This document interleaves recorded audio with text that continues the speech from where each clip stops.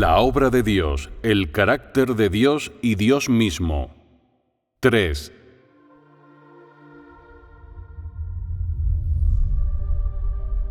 Acabamos de hablar sobre toda la obra que Dios llevó a cabo, la serie de cosas que realizó por primera vez. Cada una de ellas es relevante para el plan de gestión y la voluntad de Dios. También lo son para el propio carácter de Dios y su esencia. Si queremos entender mejor lo que Dios tiene y es, no podemos detenernos en el Antiguo Testamento o en la era de la ley, sino que es necesario que nos movamos hacia adelante, siguiendo los pasos que Dios dio en su obra. Por tanto, cuando Dios puso fin a la era de la ley y dio comienzo a la era de la gracia, nuestros propios pasos han llegado a dicha era, un tiempo lleno de gracia y redención.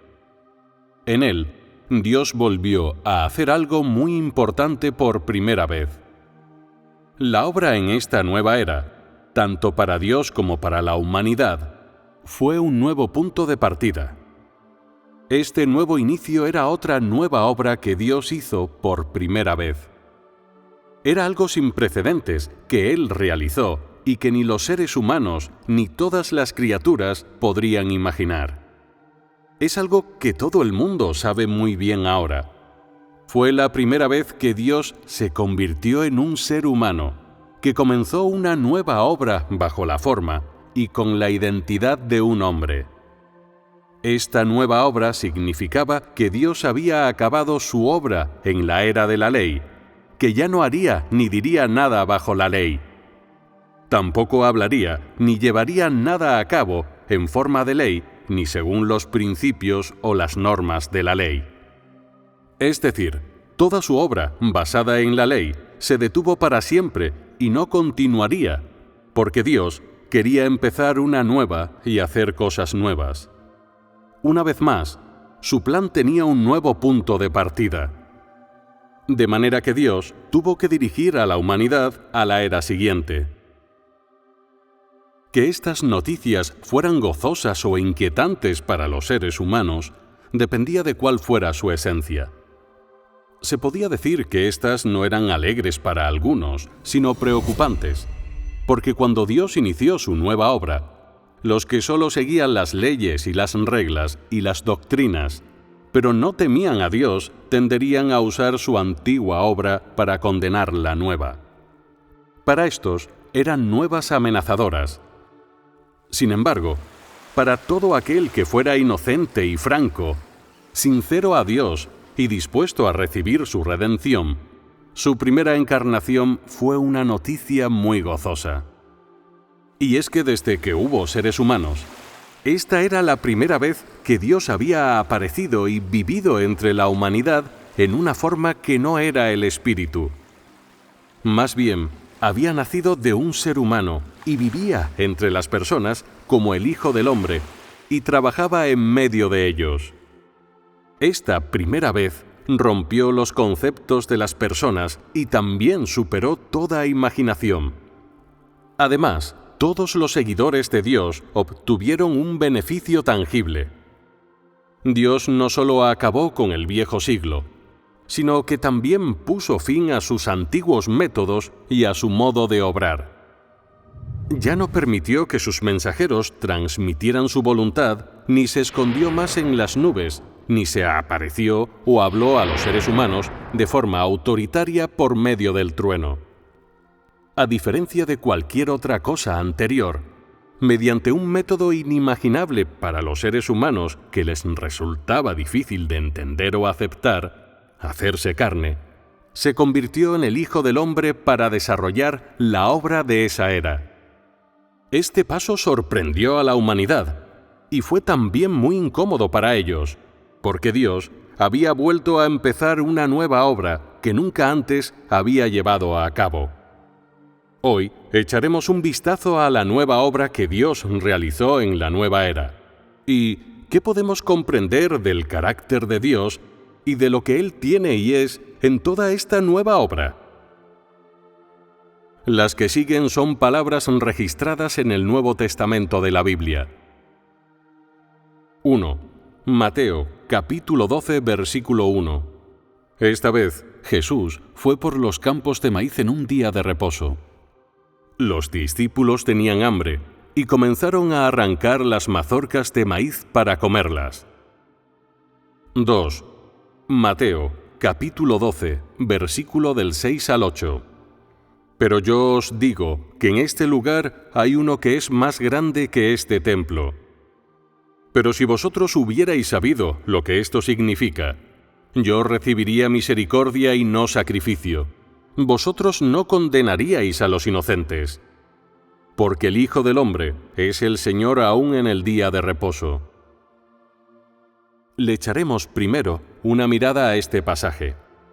Esa vez, Jesús fue por los campos de maíz en un día de reposo. Los discípulos tenían hambre y comenzaron a arrancar las mazorcas de maíz para comerlas. ¿Por qué hemos escogido este pasaje? ¿Qué relación guarda con el carácter de Dios? En este texto, lo primero que sabemos es que era el día de reposo, pero el Señor Jesús salió y llevó a sus discípulos por los campos de maíz.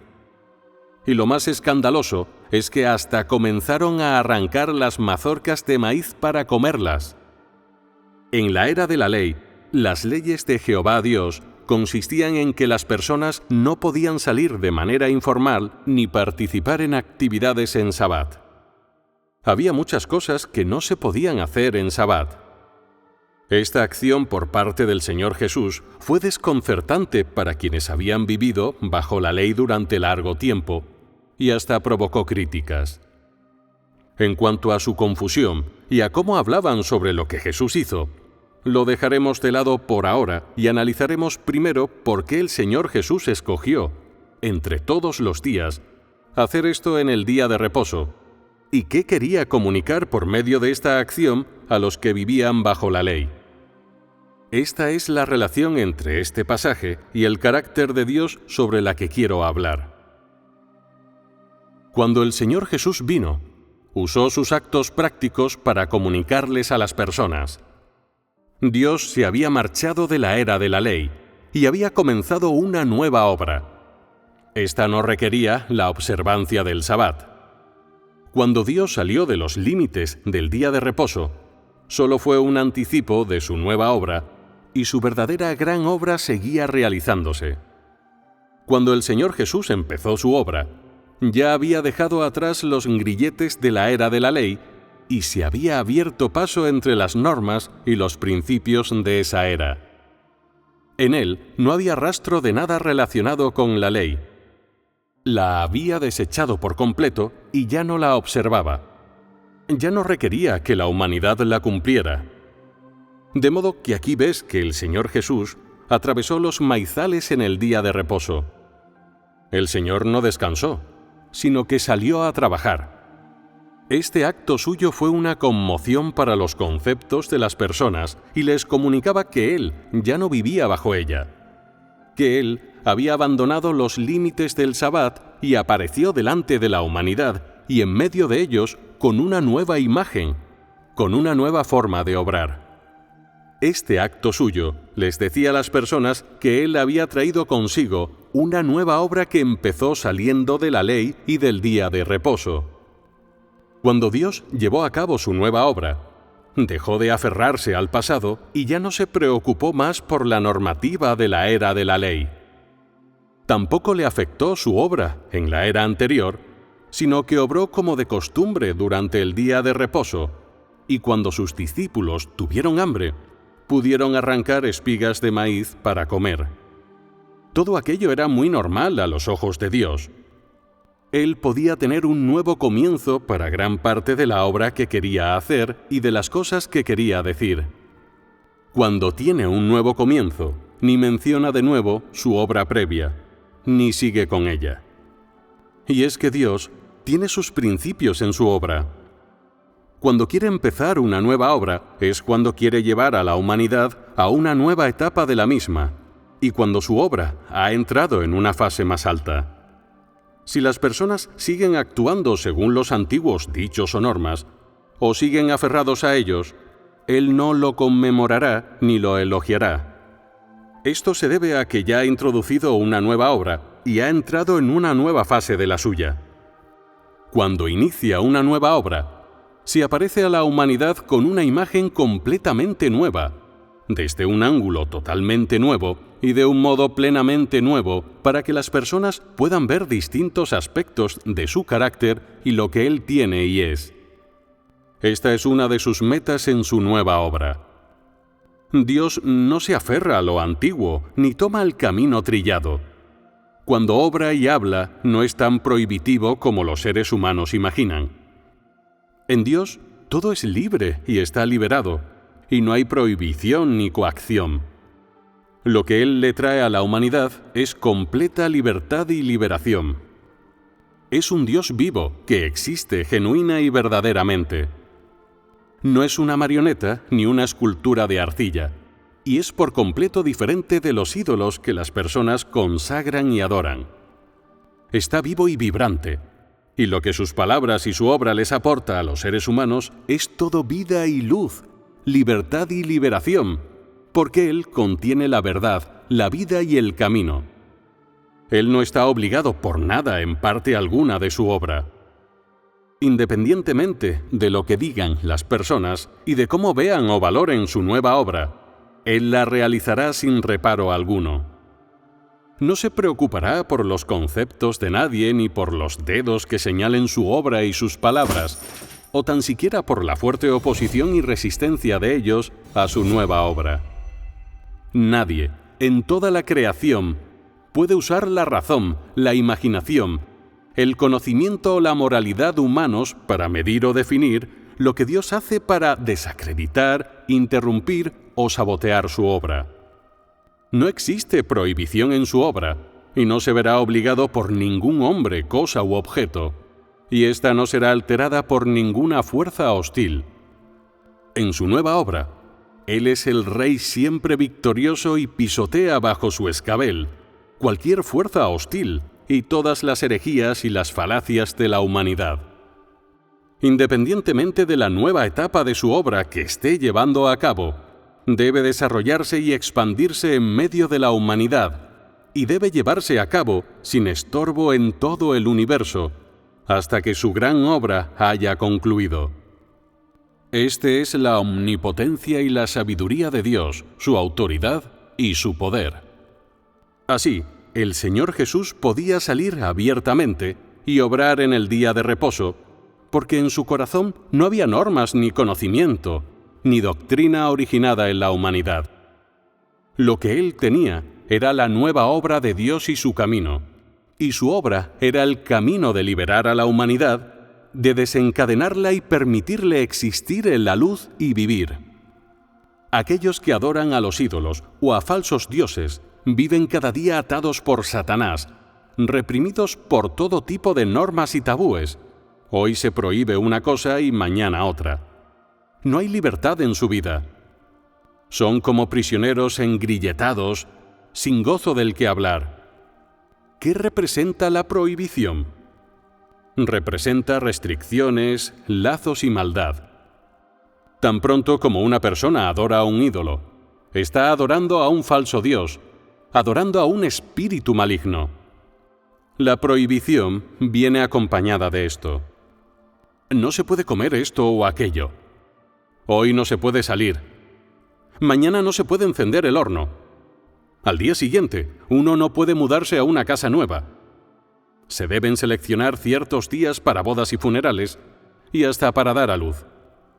¿Cómo se denomina esto? Se le llama prohibición. Es esclavitud de la humanidad, y son los grilletes de Satanás y los espíritus malignos que los controlan y cohíben su corazón y su cuerpo. ¿Existen estas prohibiciones con Dios? Cuando se habla de la santidad de Dios, deberías pensar primero en esto. Con Dios no hay prohibiciones. Dios tiene principios en sus palabras y en su obra, pero no son prohibiciones, porque Dios mismo es la verdad, el camino y la vida. Veamos ahora el siguiente pasaje.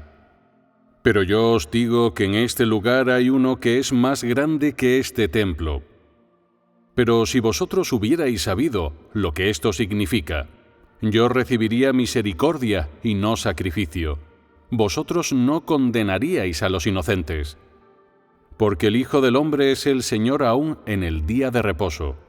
Mateo capítulo 12, versículos 6 al 8. ¿A qué se refiere templo aquí?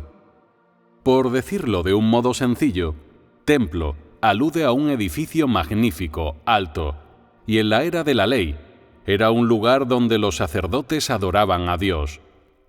Cuando el Señor Jesús declaró, en este lugar hay uno que es más grande que este templo, ¿a quién se refería ese uno? Claramente, se trata del Señor Jesús en la carne, porque solo Él era mayor que el templo. ¿Qué transmiten esas palabras a las personas? Les indica que salgan del templo.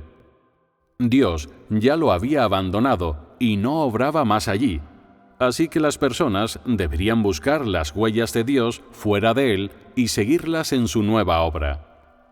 El trasfondo de esta afirmación del Señor Jesús es que bajo la ley, los seres humanos habían llegado a considerar el templo como algo mayor que Dios mismo. Es decir, las personas adoraban el templo en lugar de a Dios. Así que el Señor Jesús les advierte que no adoren a los ídolos, sino a Dios, porque Él es supremo. Por consiguiente, Él dijo, «Yo recibiría misericordia y no sacrificio». Es evidente que a los ojos del Señor Jesús, la mayoría de las personas que estaban bajo la ley ya no adoraban a Jehová, sino que llevaban a cabo el proceso del sacrificio, y determinó que esto era adorar a los ídolos.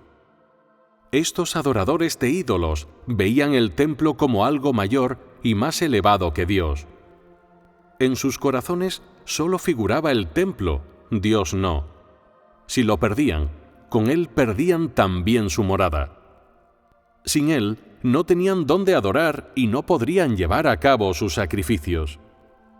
Su pretendida morada era donde ellos operaban bajo el estandarte de la adoración a Jehová Dios, algo que les permitía permanecer en el templo y llevar a cabo sus propios negocios.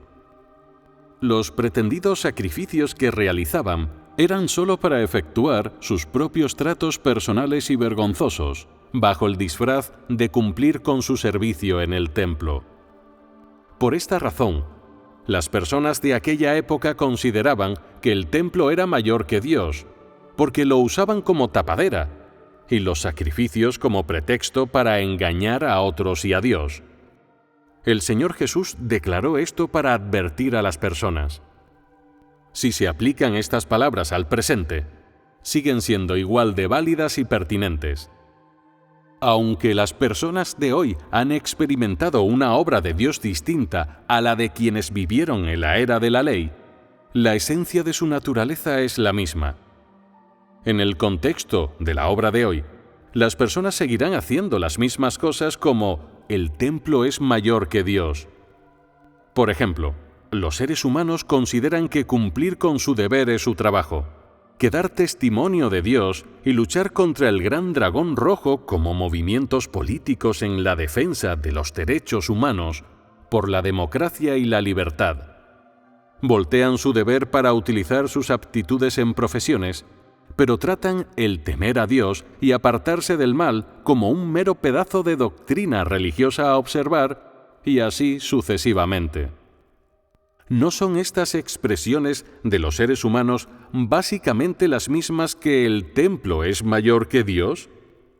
Solo que hace 2000 años, las personas llevaban a cabo sus negocios personales en el templo físico, pero actualmente los realizan en templos intangibles. Los que valoran las normas las consideran mayores que Dios. Quienes aman el estatus lo ven mayor que Dios. Los que aman su profesión la consideran mayor que Dios, etc. Todas sus expresiones me llevan a afirmar: las personas alaban a Dios como el más grande por medio de sus palabras, pero a través de sus ojos todo es mayor que Él. Esto se debe a que tan pronto como las personas encuentran una oportunidad a lo largo de su camino de seguir a Dios para exhibir sus propios talentos, o para llevar a cabo sus propios asuntos o su profesión, se distancian de Dios y se echan en brazos de la profesión que aman. En cuanto a lo que Dios les ha confiado y su voluntad, hace tiempo ya que lo han descartado. En este escenario, ¿qué es distinto respecto a estas personas y las que llevaban a cabo su propio negocio en el templo hace 2000 años? A continuación, leamos la última frase de este pasaje de las Escrituras. Porque el Hijo del Hombre es el Señor aún en el día de reposo. ¿Existe un lado práctico en esta frase? Podéis verlo. Cada una de las cosas que Dios afirma sale de su corazón. ¿Por qué dijo esto, pues? ¿Qué entendéis por eso? Es posible que entendáis el significado de esta frase ahora, pero en aquel tiempo no muchos lo comprendían, porque la humanidad acababa de salir de la era de la ley.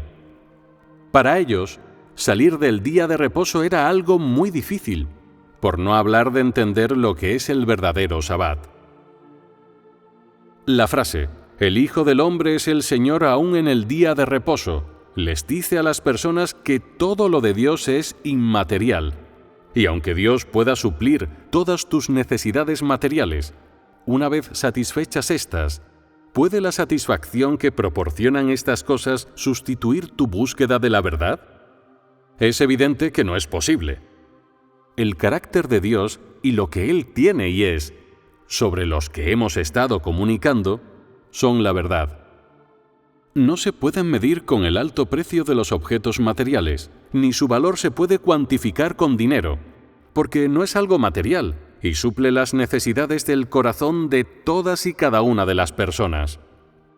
Para cada persona, el valor de estas verdades intangibles debería ser mayor que el de cualquier cosa material que te parezca hermosa, ¿verdad?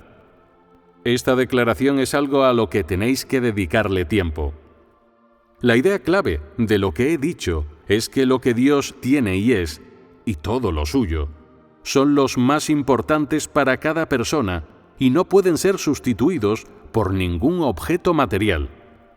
Te daré un ejemplo. Cuando tienes hambre, necesitas comida.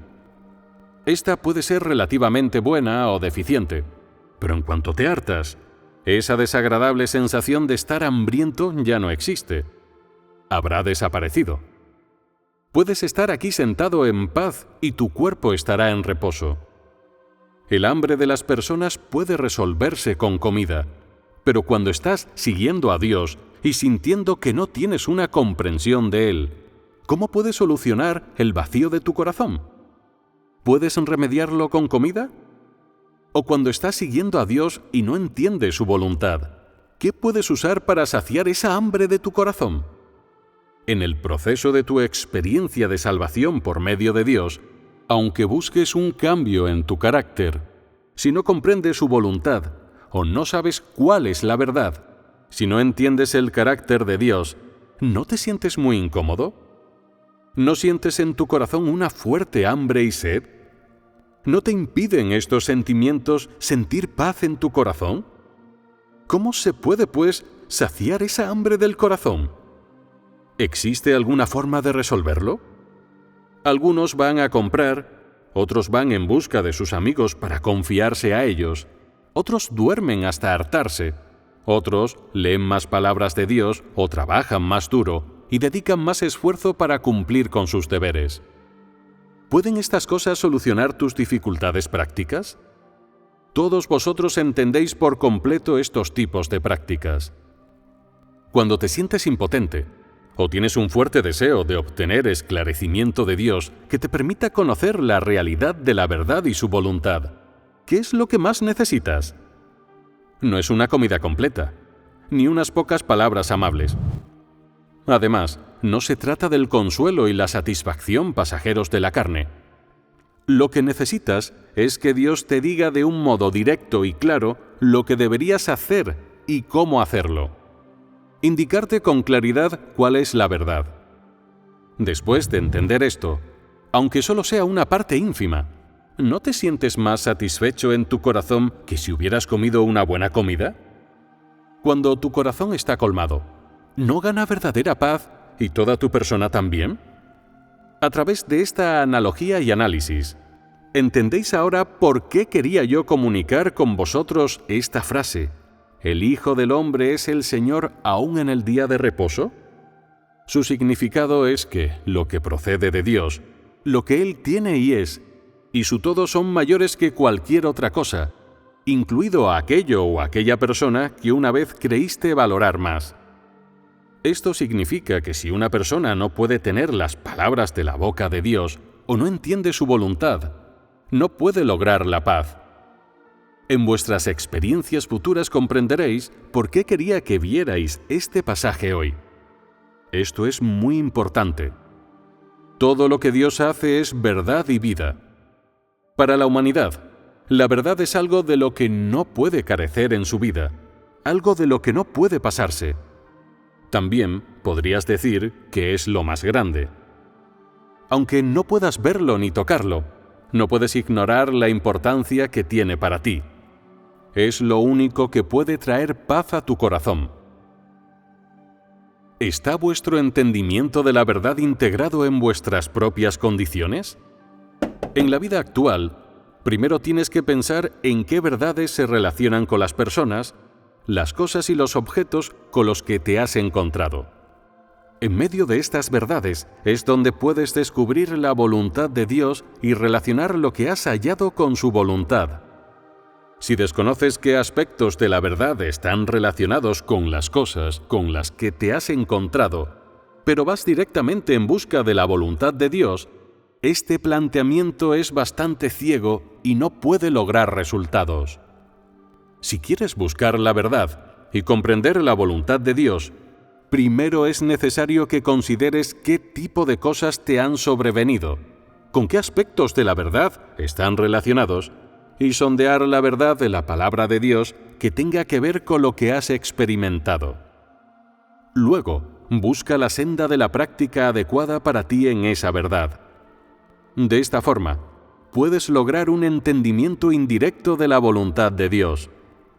Buscar la verdad y practicarla no es aplicar una doctrina de manera mecánica ni seguir una fórmula. La verdad no es formulada ni es una ley. No está muerta.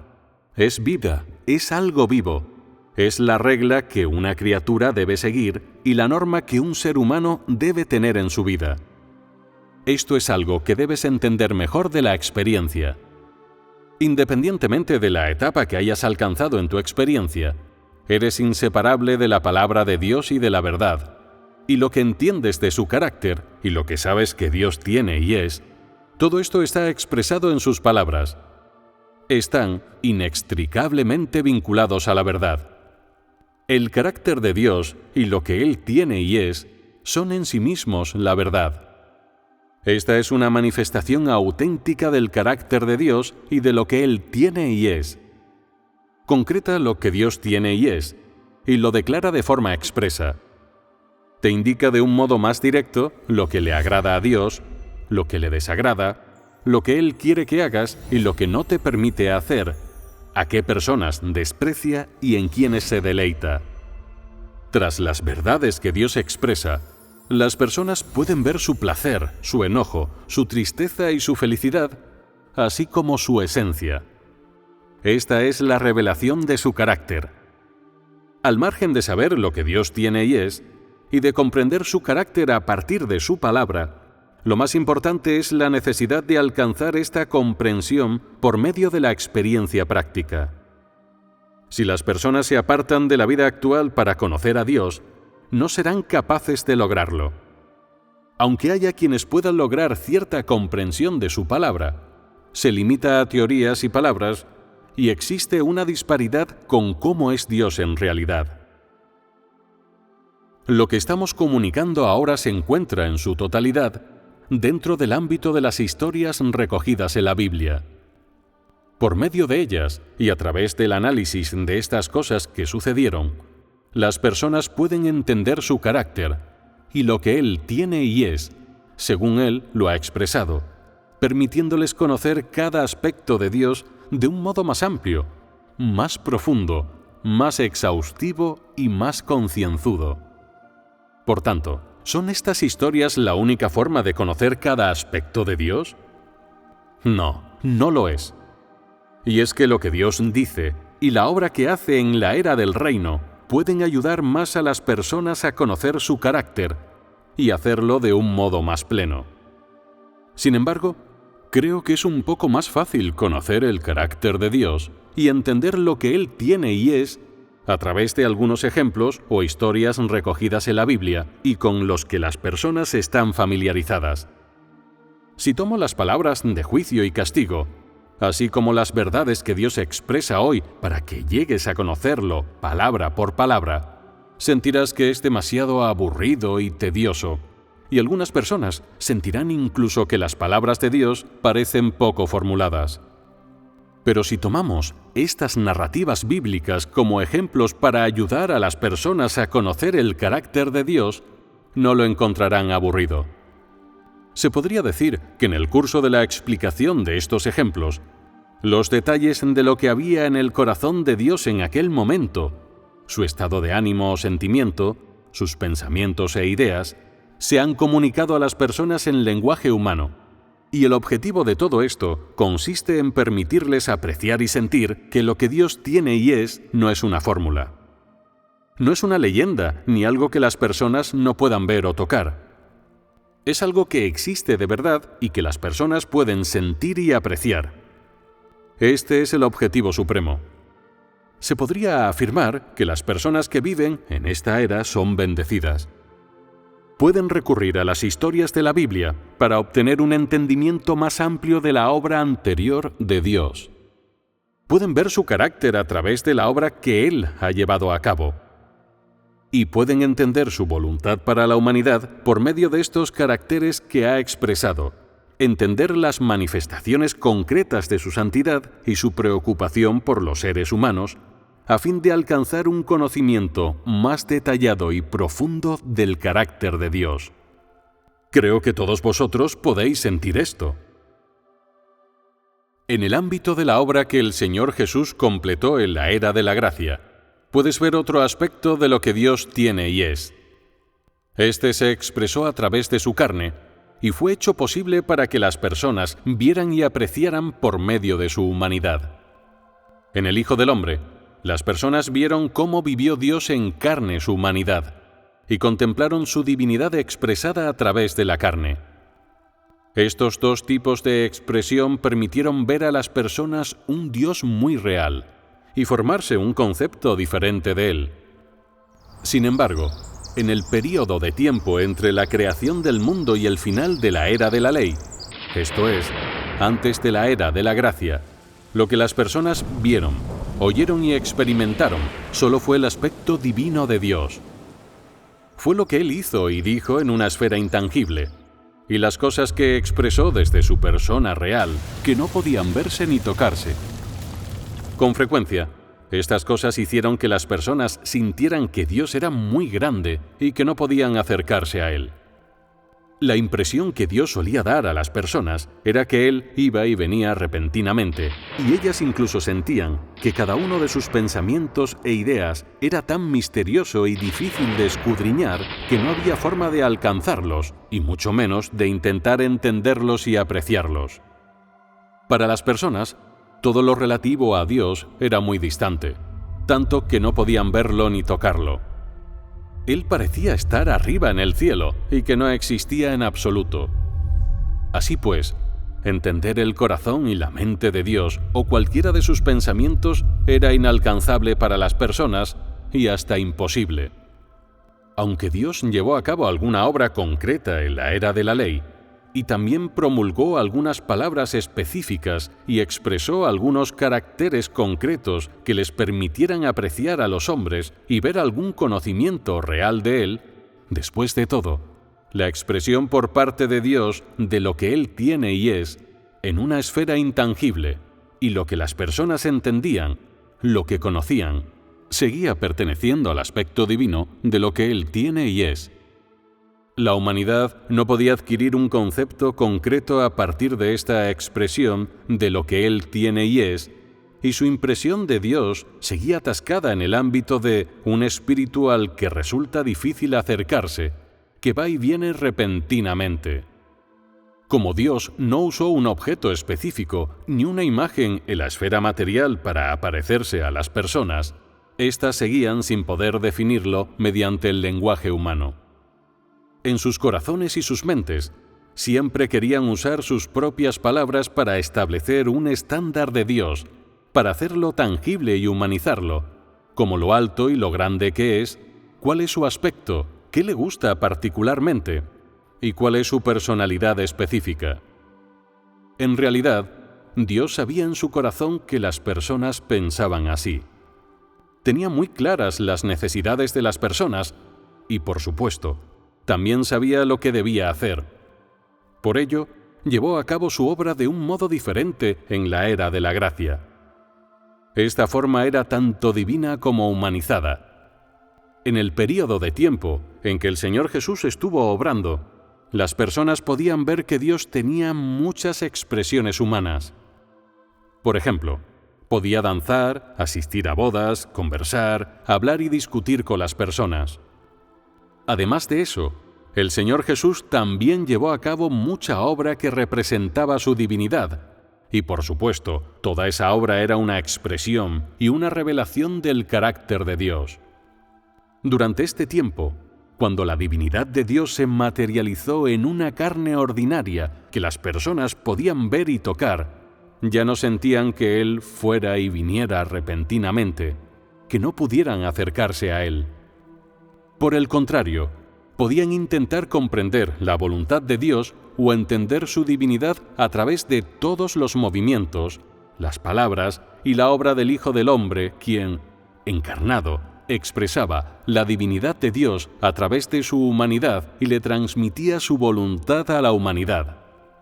A través de la expresión de la voluntad y del carácter de Dios, también le reveló al Dios que no puede verse ni tocarse en la esfera espiritual. Lo que las personas vieron era Dios mismo, tangible y de carne y hueso. Así, el Hijo del Hombre encarnado concretizó y humanizó cosas como la identidad, el estatus, la imagen, el carácter de Dios y lo que Él tiene y es. Aunque su aspecto externo tenía algunas limitaciones respecto a la imagen de Dios, su esencia y lo que Él tiene y es eran totalmente capaces de representar su propia identidad y estatus. Sencillamente, existían algunas diferencias en la forma de expresión. Independientemente de que sea la humanidad del Hijo del Hombre o de su divinidad, no podemos negar que Él representaba la propia identidad y estatus de Dios.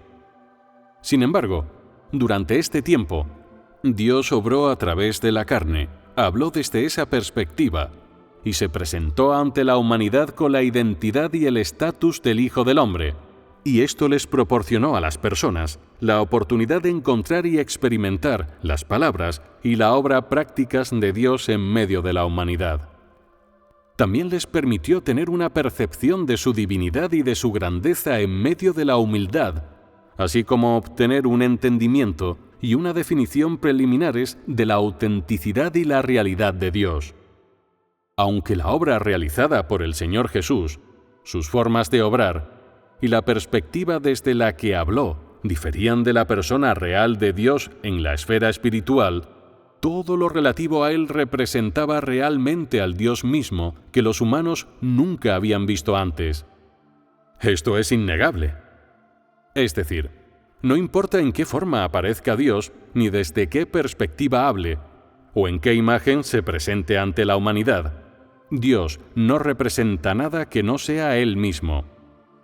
No puede representar a ningún ser humano. No puede representar a ningún humano corrupto. Dios es Dios mismo, y esto no se puede negar.